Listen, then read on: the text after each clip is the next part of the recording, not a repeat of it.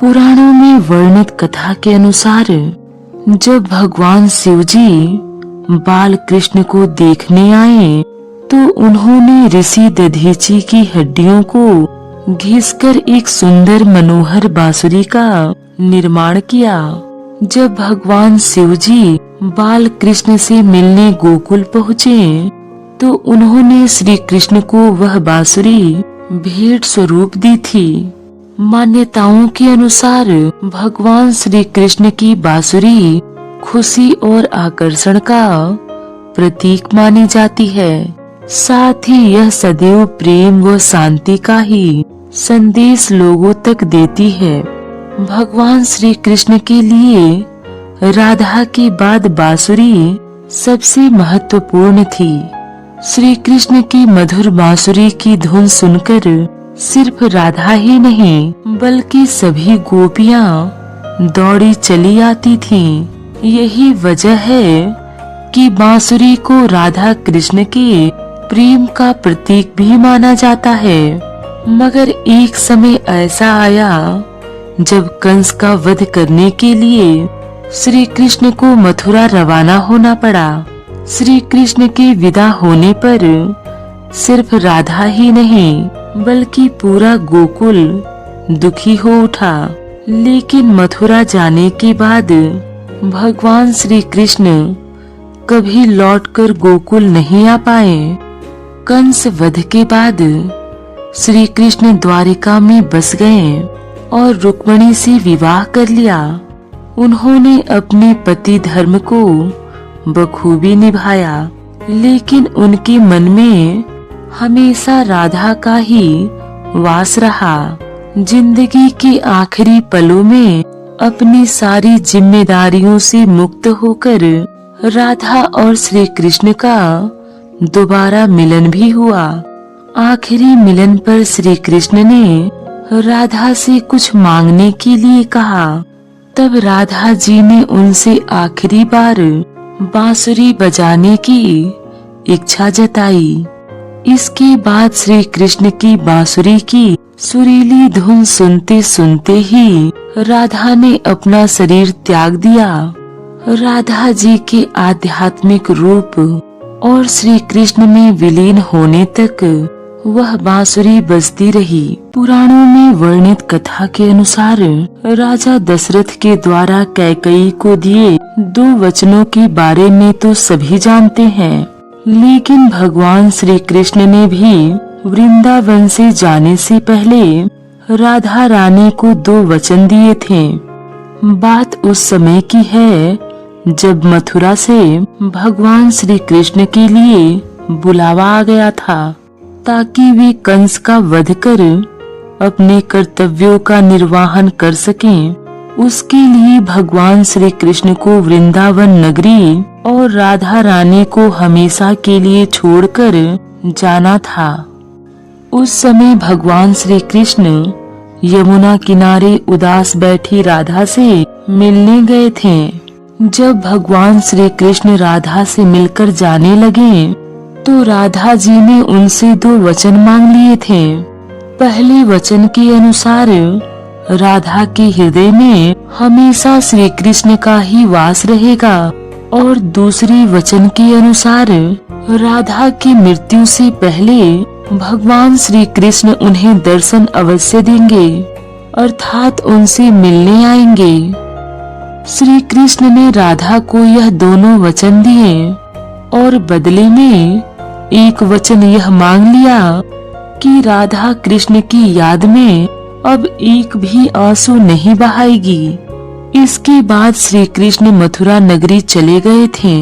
मथुरा जाने के बाद भगवान श्री कृष्ण ने दुष्ट कंस का वध कर दिया था। इसके कुछ वर्षों के पश्चात वे द्वारिका बस गए थे। वहां उनका विवाह रुक्मिणी से हो गया था। श्री कृष्ण की कुल 8 पत्नियां थीं। दूसरी ओर राधा का विवाह भी अपने ही गांव की किसी यादव से हो गया था। राधा ने अपने हर कर्तव्य का पालन किया, लेकिन उनके हृदय में केवल श्री कृष्ण का ही वास था। एक दिन वह भी आया जब राधा बूढ़ी हो गई और अपने सभी कर्तव्यों से मुक्त हो गई। तब राधा जी बरसाना से द्वारिका की ओर निकल पड़ी। द्वारिका के राजभवन में उनकी भेंट श्री कृष्ण से हुई। भगवान श्री कृष्ण ने उन्हें राजभवन में ही एक देविका के तौर पर रख लिया था। हालांकि अब समय का चक्र बदल चुका था और दोनों को ही अपने कर्तव्यों का निर्वहन करना था। राधा रानी का वहां मन नहीं लगा, क्योंकि वृंदावन के कान्हा और द्वारिका के श्री कृष्ण में बहुत अंतर आ चुका था। इस कारण एक दिन राधा ने द्वारिका के राजभवन को भी त्याग दिया और वन में चली गई। द्वारिका नगरी छोड़ने के अगले कुछ समय तक राधा वन में श्री कृष्ण की खोज में भटकती रही। भटकते भटकते कई दिन बीत गए और एक दिन ऐसा आया जब राधा का शरीर कमजोर पड़ने लगा और मृत्यु उनके निकट आने लगी। अपनी मृत्यु को निकट देख श्री कृष्ण के लिए अपने वचन के अनुसार राधा जी ने उन्हें दर्शन देने को कहा। राधा की पुकार सुनते ही भगवान श्री कृष्ण उसी समय द्वारिका को छोड़कर राधा जी की ओर उसी तरह दौड़े। राधा की ओर उसी तरह दौड़े जिस प्रकार एक समय पहले राधा श्री कृष्ण की बांसुरी की धुन को सुनकर दौड़ी चली आती थी। जब श्री कृष्ण राधा के पास पहुँचे तो उनकी मरणासन स्थिति को देखकर बहुत दुखी हो गए। उन्होंने राधा जी से उनकी अंतिम इच्छा प्रकट करने को कहा। इस पर राधा ने उन्हें फिर से उसी धुन में बांसुरी बजाने को कहा जिसे वे वृंदावन में बजाया करते थे। यह सुनकर श्री कृष्ण ने अपनी बांसुरी उठाई और उसे बजाने लगे। कहते हैं कि श्री कृष्ण ने दिन रात बिना रुके बांसुरी बजाई। बांसुरी की यही धुन सुनते सुनते राधा रानी ने अपने प्राण त्याग दिए थे। यह भी कहते हैं कि राधा की मृत्यु को देखकर स्वयं नारायण अवतार श्री कृष्ण भी इतने दुखी हो गए थे कि उन्होंने अपनी बांसुरी वहीं तोड़कर फेंक दी थी और फिर कभी उसे हाथ नहीं लगाया। कथाओं में यह बताया गया है कि जब राधा जी श्री कृष्ण से मिलने द्वारिका नगरी आई थी तो उस समय उन्हें श्री कृष्ण के रुक्मिणी और सत्यभामा से हुए विवाह का पता लगा था। इसका अर्थ यह हुआ कि उस समय तक श्री कृष्ण के 2 ही विवाह हुए थे। इसके बाद राधा रानी कुछ समय के लिए ही द्वारिका नगरी में रही थी और फिर वन में जाकर कुछ ही दिनों में उन्होंने प्राण त्याग दिए थे। इस तरह से राधा जी की मृत्यु भगवान श्री कृष्ण के दूसरे विवाह के कुछ समय पश्चात ही हो गई थी।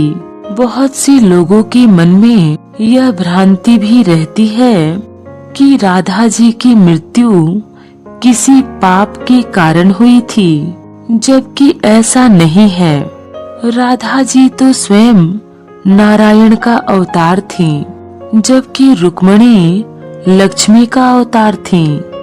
श्री कृष्ण व राधा दोनों ही नारायण अवतार थे और इसी कारण दोनों का विवाह नहीं हो पाया। नारायण को किसी तरह का पाप नहीं लग सकता है, तो यह बिल्कुल मिथ्या है कि राधा जी की मृत्यु किसी पाप के कारण हुई थी।